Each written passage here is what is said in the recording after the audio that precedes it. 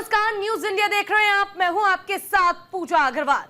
नमस्कार, आपके साथ मैं हूं मोनिका सिंह। तो बात करेंगे अरविंद केजरीवाल की, बात करेंगे राजधानी दिल्ली की। अरविंद केजरीवाल ने केंद्र सरकार पर बड़ा हमला बोला है। मिडिल क्लास को लेकर केंद्र पर निशाना साधा है। मिडिल क्लास पर टैक्स के बोझ को बताया है टैक्स टेररिज्म, और यह भी कहा है कि सड़क से संसद तक मिडिल क्लास की आवाज उठाएंगे। बिल्कुल, देखिए तो दिल्ली के पूर्व सीएम हैं अरविंद केजरीवाल, और चुनाव के दौरान हर एक दाव पेच आजमा रहे हैं। अरविंद केजरीवाल ने साफ तौर पर कहा है कि आम जनता पर टैक्स की मार पड़ रही है और इसे टैक्स टेररिज्म बताया है अरविंद केजरीवाल ने। उन्होंने कहा है कि सड़क से संसद तक मिडिल क्लास के अधिकार के लिए वो लड़ेंगे। टैक्स के बोझ को बताया टैक्स टेररिज्म, और जिस तरह से आम जनता के ऊपर टैक्स का भार बढ़ता जा रहा है, इस पूरे मुद्दे को अरविंद केजरीवाल ने उठाया है और साफ तौर पर कहा है कि आम जनता पर जो टैक्स की मार पड़ रही है, जो बोझ बढ़ रहा है, ये एक तौर पर टैक्स टेररिज्म है। तो देखिए, दिल्ली में होना है विधानसभा चुनाव, और चुनाव से पहले तमाम पार्टियां त्रिकोणीय मुकाबला, चूंकि दिल्ली में बीजेपी वर्सेस कांग्रेस वर्सेस आम आदमी पार्टी, और ऐसे में कोई भी पार्टी कोई कसर नहीं छोड़ना चाहती। आम आदमी पार्टी ने भी बीजेपी पर हमला बोला है और कहा है कि बीजेपी जो है, या फिर यूं कहे कि केंद्र सरकार, क्योंकि केंद्र में बीजेपी की सरकार, ऐसे में बताया कि टैक्स के बोझ तले आम आदमी की कमर तोड़ी जा रही है। मिडिल क्लास पर हमला बोला जा रहा है, टैक्स टेररिज्म बताया। ये बताया कि देखिए, टैक्स के जरिए लगातार मिडिल क्लास आदमी को परेशान किया जा रहा है। ऐसे में हम सड़क से संसद तक मिडिल क्लास की आवाज उठाएंगे। आप ही के पैसों से फ्री बिजली मिलती है, आप ही के पैसे से फ्री पानी मिलता है, आप ही के पैसे से ऐशो आराम की सारी सुविधाएं मिलती है, तब उसे फ्री की रेवड़ी नहीं कहते। हमने दिल्ली में मिडिल क्लास को राहत देने की पूरी कोशिश की और आगे भी हम करते रहेंगे। मिडिल क्लास को ऊपर पहुंचाने में कोई कसर नहीं छोड़ेंगे, उनको राहत देने में कोई कसर नहीं छोड़ेंगे। और आज हम केंद्र सरकार से भी ये अपील करते हैं कि हमारे देश के असली सुपर पावर भारत के मिडिल क्लास को पहचाने। आज मैं ये ऐलान करता हूं कि मैं और आम आदमी पार्टी सड़क से लेके संसद तक मिडिल क्लास की आवाज बनेंगे, उनकी आवाज उठाएंगे, उनके मुद्दों को उठाएंगे। आज से 2 हफ्ते के बाद देश का अगला बजट आने वाला है। इस लोकसभा के सत्र में आम आदमी पार्टी के सांसद मिडिल क्लास के मुद्दे संसद में उठाएंगे। मिडिल क्लास की आवाज की गूंज अब संसद में सुनी जाएगी। हम ये मांग करते हैं कि देश का अगला बजट मिडिल क्लास को समर्पित हो।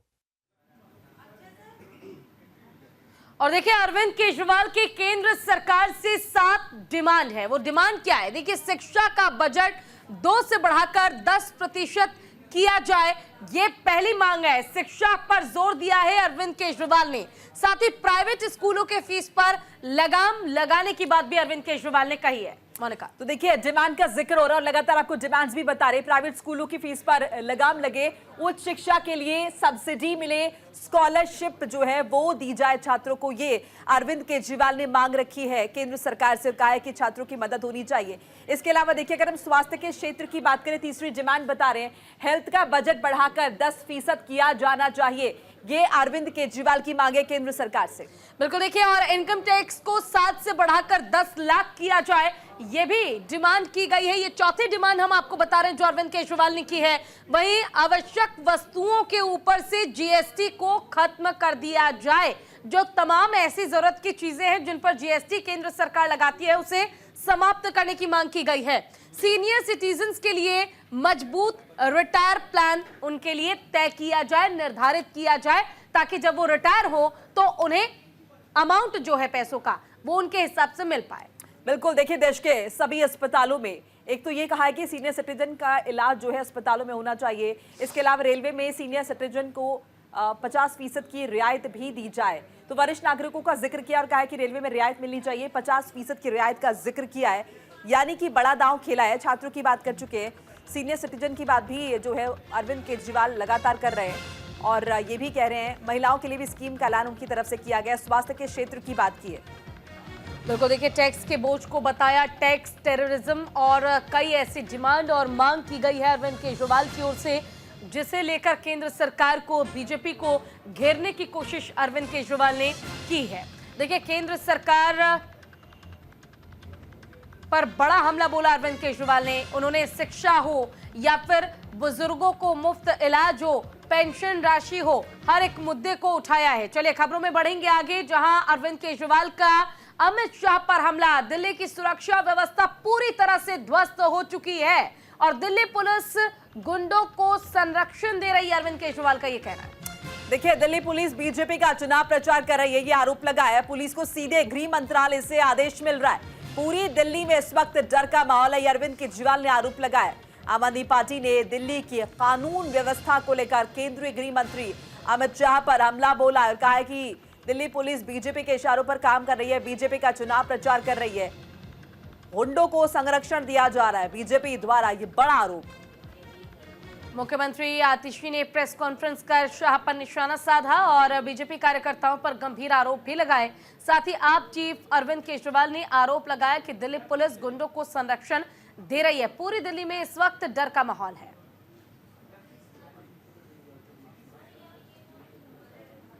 तो देखिए, बाकायदा प्रेस कॉन्फ्रेंस की गई अरविंद केजरीवाल और आतिशी सिंह मार्लेना, दिल्ली की मौजूदा मुख्यमंत्री द्वारा, और आरोप लगाए हैं केंद्र सरकार पर। आरोप लगाए हैं दिल्ली की कानून व्यवस्था से खिलवाड़ का। आरोप लगाया कि दिल्ली में गुंडों को संरक्षण दिया जा रहा है। आरोप ये लगाया कि दिल्ली में डर का माहौल बनाया जा रहा है।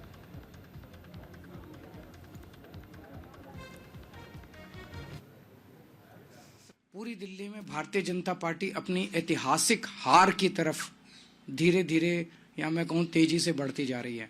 ये हार ऐसी होने वाली है भारतीय जनता पार्टी की, शायद भारतीय इतिहास के अंदर लिखा जाएगा कि एक पार्टी थी जो इतनी बुरी तरह से हारी। उसकी वजह से अब इसकी कमान अमित शाह जी ने संभाल ली है केंद्र में, और पूरी दिल्ली पुलिस को कानून व्यवस्था से विड्रॉ कर दिया गया है। और पूरी दिल्ली पुलिस को विड्रॉ करके उनको केवल और केवल भारतीय जनता पार्टी के चुनाव प्रचार में करने में, पूरी दिल्ली पुलिस अब भारतीय जनता पार्टी का चुनाव प्रचार कर रही है। मेरी एक दो एसएचओ से बात हुई, उन एसएचओज ने मुझे जो बताया वो इतना खतरनाक है कि आप सुन के आपके रोंगटे खड़े हो जाएंगे। उन्होंने कहा जी सीधे एमएचए से आदेश आ रहे हैं, बीच में कोई सीपी नहीं है, कोई डीसीपी नहीं है, कोई स्पेशल सीपी नहीं है, कोई एडिशनल सीपी नहीं है, सीधे एमएचए से आदेश आता है एसएचओ को, फलानी जगह फलाने नेता की के आम आदमी पार्टी के नेता की मीटिंग डिसरप्ट करनी है, और पुलिस वहां पे बकायदा अब लेके जाती है बीजेपी के गुंडों को, अपने संरक्षण में वहां पे गुंडागर्दी करवाती है।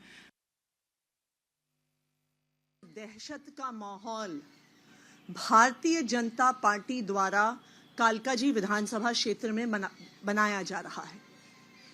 विधानसभा के हर इलाके में भारतीय जनता पार्टी के कार्यकर्ता और कई लोग जो कहते हैं हम रमेश बिधूड़ी जी के भतीजे हैं, आम आदमी पार्टी कार्यकर्ताओं को डरा रहे हैं, धमका रहे हैं, उनका कॉलर पकड़ रहे हैं, उनका पार्टी का प्रचार का सामान लेके छीन रहे हैं, जला रहे हैं।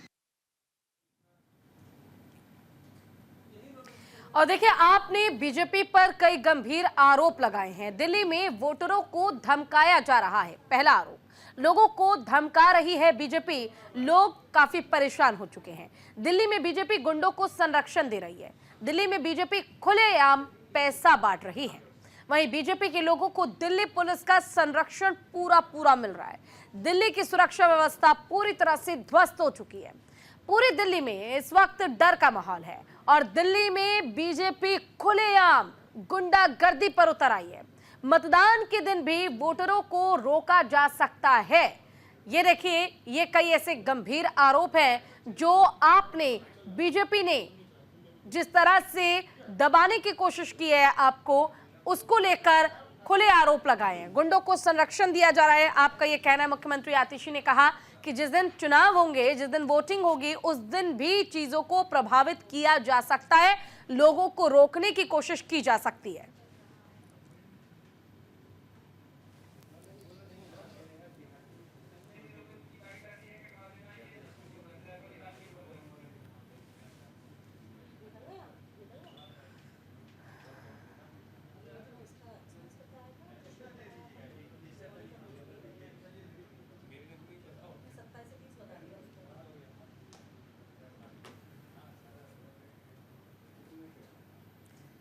तो देखिए अरविंद केजरीवाल ने सीधा निशाना साधा है अमित शाह पर। अमित शाह को सवालों के घेरे में खड़ा किया है। गृह मंत्री है, केंद्रीय गृह मंत्री हैं अमित शाह, और ऐसे में दिल्ली के लॉ एंड ऑर्डर को लेकर अमित शाह को आड़े हाथों लिया है दिल्ली के पूर्व मुख्यमंत्री और आम आदमी पार्टी के संयोजक अरविंद केजरीवाल ने। तो जैसे जैसे नजदीक आ रही है दिल्ली चुनाव में मतदान की तारीख, वैसे वैसे चुनावी पारा लगातार बढ़ रहा है, सियासी सरगर्मियां लगातार बढ़ रही हैं। और हमारे साथ हमारे सहयोगी जुड़ चुके हैं ग्राउंड जीरो से। आनंद कुमार सिंह हमारे साथ जुड़ चुके हैं, कंचन कनौजिया हमारे साथ है, भावना सिसोदिया भी हमारे साथ जुड़ चुके हैं। पहले भावना का रुख कर लेते हैं। भावना, अरविंद केजरीवाल ने पुरजोर कोशिश की, हर मुमकिन कोशिश की, ना सिर्फ दिल्ली वासियों को बताने की कि उनके लिए क्या क्या स्कीम्स हैं, बल्कि आम आदमी पार्टी को, माफ कीजिएगा, भारतीय जनता पार्टी को, केंद्र सरकार को खूब आड़े हाथों लिया।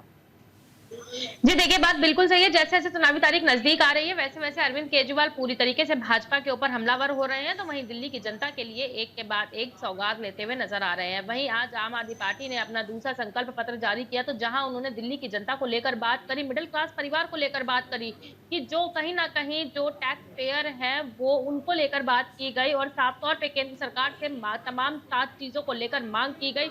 जो शिक्षा का बजट है वो 2% से बढ़ाकर 10% किया जाए, जो सरकारी स्कूल, माफी चाहूंगी, प्राइवेट स्कूलों की फीस, बढ़ती फीस है उस पर लगाम लगाई जाए, बुजुर्गों को लेकर, जीएसटी को लेकर, तमाम तरीके की जो जरूरतमंद चीजें हैं उनके ऊपर जिस तरीके से टैक्स लगाया जा रहा है, उस बात को लेकर अरविंद केजरीवाल ने साफ तौर पे केंद्र सरकार से मांग किया, और साफ तौर पे ये कहा है कि अगले 2 महीने में आने वाले बजट पर जो मिडिल क्लास परिवार है उनको ये सब चीजें जो है दी जाए। क्योंकि कहीं ना कहीं देखा जाए तो जो अरविंद केजरीवाल दिल्ली की जनता को सुविधाएं दे रहे हैं, कहीं ना कहीं भाजपा उन्हें फ्री की, मुफ्त की रेवड़ियां बताती हुई नजर आ रही है। लेकिन जो मिडिल क्लास परिवार है, पिछले 75 सालों से कई सरकारों ने दिल्ली में शासन तो करा, लेकिन मिडिल क्लास परिवार के बारे में नहीं सोचा। और वहीं अगर भाजपा की केंद्र सरकार के बारे में बात की जाए तो भाजपा की केंद्र सरकार लगातार एक के बाद एक तरीके से, चाहे वो टैक्स के माध्यम से हो, जीएसटी के माध्यम से हो, कहीं ना कहीं मिडिल क्लास परिवार के ऊपर एक तरीके से जोर बनती जा रही है, उनकी मुश्किलें बढ़ाती जाए। तो इन 7 मांगों को लेकर अरविंद केजरीवाल ने आज अपना मैनिफेस्टो जारी करा, जिसमें उन्होंने मिडिल क्लास परिवार के बारे में सोचा। वहीं दूसरी तरफ देखा जाए तो दिल्ली में जहां चुनावी तारीख नजदीक आ रही है, लगातार प्रचार प्रसार में प्रत्याशी जुटे हुए हैं, तो आम आदमी पार्टी के कालकाजी विधानसभा में जिस तरीके से खुद दिल्ली के मुख्यमंत्री अतीशी ने प्रेस बिल्कुल, देखिए आनंद भी हमारे साथ जुड़े हुए हैं, उनका रुख करना चाहूंगी। आनंद, देखिए फिलहाल भारतीय जनता पार्टी पर गुंडागर्दी करने का आरोप लगाया जा रहा है, साथ ही आरोप ये भी लगाए जा रहे हैं कि जिस दिन वोटिंग होगी यानी 5 फरवरी को भी लोगों को रोका जा सकता है, लोगों को प्रभावित किया जा सकता है, और हर एक आरोप पर तत्काल प्रभाव से रिएक्शन देने में बीजेपी कतराती नहीं है। अब इस पर बीजेपी का क्या कहना है?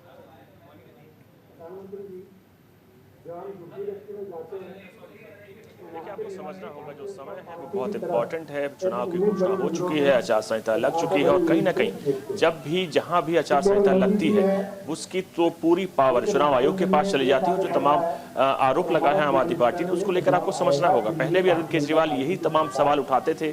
शीला दीक्षित को जब वो मुख्यमंत्री हुआ करती थी, कांग्रेस नेत्री थी बड़ी, तब उस वक्त वो भी ये चीज को लेकर लगातार बोलते थे कि पुलिस किसी और के पास है तो उसका क्या मतलब। कई बयान है उनको इसको लेकर पहले भी कि पुलिस अगर केंद्र के पास है तो प्रदेश के पास और भी कई चीजें हैं जिससे वो क्राइम को कम कर सकते हैं। लेकिन अब आज आप देखेंगे तो जब वो खुद मुख्यमंत्री है, उसके साथ पार्टी की उनकी सरकार है, तो कई नेता लगातार इसको लेकर बयान उठते हैं। लेकिन आपको समझना होगा दिल्ली जो है वो यूनियन टेरिटरी है, केंद्र शासित प्रदेश है, उसके कहीं ना कहीं कुछ पावर्स एलजी के पास है तो कुछ पावर राज्य सरकार के पास होती है। उसके तालमेल के साथ ही दिल्ली को चलाया जाता है। लेकिन आप जब तमाम चीजें देखेंगे कहीं ना कहीं आम आदमी पार्टी का तो तमाम ताने बाने पे जो सेकुलरिज्म है, फेडरलिज्म है हमारा देश का, उसको लेकर लगातार सवाल उठते हैं। पुलिस को लेकर लगातार सवाल उठा रहे हैं। लेकिन उसके साथ साथ आपको समझना होगा जो कई इनके नेताओं पर भी आरोप लगे, जिसमें ब्राइबरी से लेकर तमाम गंभीर धाराओं में मुकदमे दर्ज हुए। बांग्लादेशी के आम आदमी पार्टी के नेताओं ने बसाने का आरोप लगा, पुलिस पूछताछ करे, तो कई ऐसे संगीन मामले आम आदमी पार्टी के नेताओं पर भी दर्ज है, जिसको लेकर अगर आम आदमी पार्टी से आप पूछे तो कहीं ना कहीं उसको लेकर वो हमेशा ही खामोशी रहती है। लेकिन आप देखिए चुनाव है, समय बहुत महत्वपूर्ण है, और उसको लेकर जब पीएम मोदी खुद इस वक्त अगर आप बात करें तो मेरा बूथ सबसे मजबूत कार्यक्रम को संबोधित कर रहे हैं, तो उसको लेकर कहीं ना कहीं बीजेपी कोशिश कर रही है कि दिल्ली विधानसभा चुनाव को लेकर अब की बार पूरी ताकत के साथ उतरा जाए। कहीं ना कहीं बीजेपी मानती है जो ये समय है बहुत इंपॉर्टेंट है, और अब की बार आपदा से अवसर के रूप में आगे उसको बढ़ाते हुए पीएम खुद संबोधन कर रहे हैं तमाम कार्यकर्ताओं को। दिल्ली की अगर बात की जाए 256 मंडल है, उस मंडल के सीधे कार्यकर्ताओं से पीएम बात करेंगे, कहीं ना कहीं उनको मोदी मंत्र देंगे और सीधे जब पीएम से कार्यकर्ता बात करते हैं तो उनका मोरल बूस्ट होता है और पूरी ताकत के साथ चुनाव में वो उतरते हैं, जिसका सीधे तौर पर आपने असर कई चुनाव में पहले भी देख चुके हैं। प्रधानमंत्री पहले भी जहां राज्य में चुनाव होते हैं उनसे बात करते हैं, अपने कार्यकर्ताओं से बात करते हैं, क्या परेशानी है, क्या प्रॉब्लम आ रही है, उसके साथ साथ क्या उनकी सोच है, तो सीधे तौर पर कार्यकर्ताओं से जुड़ते हैं और अपनी सोच उस कार्यकर्ताओं तक पहुंचाने की कोशिश करते हैं, जिससे कहीं ना कहीं उसी मोरल के साथ वो भी आगे बढ़े और उसके साथ चलिए अंदर पार्टी हमारे को साथ लेकर आगे। कंचन कनौजिया भी जुड़ी, उनका भी रुख कर लेते हैं। कंचन, देखिए आम आदमी पार्टी बीजेपी पर आरोप लगा रही है, बीजेपी आम आदमी पार्टी पर आरोप लगा रही है, कांग्रेस का जिक्र कहीं नहीं है। क्या माने कांग्रेस को कंसिडर नहीं किया जा रहा, सीरियसली नहीं लिया जा रहा, या फिर ये मान लिया गया है कि कांग्रेस को सत्ता से दूर ही रहना है? लड़ाई कुल मिलाकर त्रिकोणीय मुकाबला नहीं है, बल्कि बीजेपी वर्सेस आम आदमी पार्टी है। जी मोनिका, बिल्कुल आपने बिल्कुल ठीक कहा कि जिस तरीके से आम आदमी पार्टी भारतीय जनता पार्टी को टारगेट कर रही है, भारतीय जनता पार्टी जो है वो आम आदमी पार्टी को टारगेट कर रही है, तो उससे वो जो सीधी लड़ाई है, हालांकि दोनों ही पार्टियां मजबूत हैं दिल्ली के अंतर्गत और बहुत अच्छा चुनाव और टक्कर जो है एक दूसरे को दे रही है, लेकिन कांग्रेस पार्टी जो पिछले 11 साल से खोई जमीन थी उसको तलाशने के लिए कांग्रेस पार्टी लगातार अपना जो कदम है वो आगे बढ़ा रही है। कांग्रेस पार्टी मजबूती से चुनाव लड़ने की दिशा में आगे बढ़ती नजर आ रही। राहुल गांधी आज आपको बता दूं सदर बाजार कॉन्स्टिट्यूएंसी में जो है अपनी रैली करेंगे शाम 5:30 बजे। माना जा रहा है जिस तरीके से लगातार राहुल गांधी पहले एक भी उनकी जो रैली थी वो जो रूट मैप नहीं बना था, लेकिन अब पद यात्रा निकाली जा रही है राहुल गांधी की, तो उसको लेके कहीं ना कहीं जो कार्यकर्ता है कांग्रेस पार्टी को अच्छे से पता है कि वो दिल्ली में जो है बेहद कमजोर है, लेकिन कांग्रेस पार्टी ने जो अपना टारगेट है वो 15%, 12 से 15% का वोट का जो टारगेट है वो सेट किया है, लक्ष्य सेट किया है, ताकि उस लक्ष्य चलिए ठीक है, आप तीनों हमारे साथ बने रहिएगा। इसी बीच पीएम मोदी संवाद कर रहे हैं, क्या कुछ कह रहे हैं एक बार सुनवाते हैं, सुनिए। को समझती है, दूध का दूध और पानी का पानी करना ये हमारे मतदाता की बहुत बड़ी ताकत होती है। और मुझे अच्छा लगा कि आप जमीन पे काम कर रहे हैं, लोगों से मिल रहे हैं और आपने बिल्कुल जमीन की बातें बताई है। दिल्ली वाले आप वालों की आपदा और उनके झूठ, उनके फरेब अब उब चुके हैं जी। पहले कांग्रेस ने और फिर आपदा वालों ने आपदा ने दिल्ली के लोगों से बहुत विश्वासघात किया है। एक बात आपको समझनी है, आपकी ये आपदा वाले जो हैं वो आज आपने देखा होगा हर दिन एक नई घोषणा करते हैं। क्यों करनी पड़ रही है? पहले के चुनाव में तो ऐसा नहीं करना पड़ा था। इसका मतलब है कि रोज उनको पराजय की नई नई खबरें मिलती जा रही है कि ये किला गया, कि ये किला गया, ये मोहल्ला गया, ये इलाका गया, ये चाल गई, ये कॉलोनी गई, और इतने डरे हैं कि रोज उनको एक नई घोषणा लेकर के सुबह सुबह आ जाना पड़ता है, नया अनाउंसमेंट लेकर के आना पड़ता है। लेकिन अब दिल्ली की जनता को उनका ये नर्वसनेस जो है ना, इसका पूरा पता चल गया है और ये खेल भी लोग समझ गए हैं। जब जब ये आप और उसकी आपदा, आजकल नारे बुलवाते हैं, कहते फिर आएंगे, तो लोग कह रहे हैं ये फिर खाएंगे, ये फिर खाएंगे। उनका आवाज निकलते ही अंदर ऑडियंस में से आवाज आती है, वो तो कहते फिर आएंगे, और जनता बोलती है फिर खाएंगे। हमारे बूथ के हर कार्यकर्ता के पास ये आपदा वालों की पूरी पोल पट्टी अब छुपी हुई नहीं है। पहले इनकी पोल खोलें और फिर अपनी उपलब्धियां बताएं। हम क्या करने वाले हैं ये एक एक घर में बैठ करके समझाएं, ऐसे चलते चलते नहीं जी। अब जैसे झुग्गी बस्तियों के लिए इन्होंने क्या क्या बातें नहीं की थी, उनकी हर बात आपदा बन गई। वो कहते थे झुग्गी में मकान बनाएंगे, बार बार कहते थे, बनाए तो नहीं, उसके तो देखा भी नहीं, अब फिर से कहने लगे हम मकान बनाएंगे। अरे भाई 10 साल तो करते उसमें कुछ करने की फुर्सत नहीं मिली, गरीबों की तरफ देखा नहीं, और आज नई नई बातें कर रहे हो। भाजपा के हर बूथ कार्यकर्ता के पास तो भारत सरकार ने जो घर दिल्ली में बनाए हैं उसकी तस्वीरें हैं, जो लोग वहां रहने गए हैं उनकी वीडियो है। भाजपा की सरकार ने अलग अलग जगह जो पक्के घर झुग्गीवासियों को दिए हैं उनकी तस्वीरें आप लोगों को दिखाएं, अपने मोबाइल फोन में रखिए इसको। और वहां जो लोग रहे हैं वो जिनकी खुशी है उनके वीडियो उतार करके भी आपको हर एक इलाके में जाकर के दिखाना चाहिए। साथियों, बीते सालों में अलग अलग आवास योजनाओं के तहत, और जैसा अभी सुंदर जी ने बताया, दिल्ली में गरीबों के लिए 50,000 का आंकड़ा पहुंच गया है। और सुंदर जी, मैं आपको भी कहूंगा, आपने 30 कहा, अभी आंकड़ा 50 पहुंच चुका है। और इसलिए हम लोगों के लिए लेटेस्ट जानकारियां होना भी जरूरी है। लेकिन मुझे खुशी है कि आपको जानकारी है। आपदा सरकार को ये घर 50,000 घर जो बने थे उनको सिर्फ उनको पहुंचाने थे, कागज देना था। आप मेरे कार्यकर्ता भाई बहन, मुझे तो बड़ी पीड़ा होती है, कैसे लोग हैं 11 साल में ये लोग कागज देकर के भी पुण्य नहीं कमा पाए, भलाई नहीं ले पाए, क्योंकि उनको परवाह ही नहीं थी, क्योंकि उनका पूरा ध्यान एक ही बात पर था, शीश महल बनाओ, शीश महल बनाओ, शीश महल में नए नए सपने बुनो, मौज मस्ती करो। और जरा याद करो कैसी कैसी कसमें खाई थी, गरीबों को कैसे भ्रमित किया था।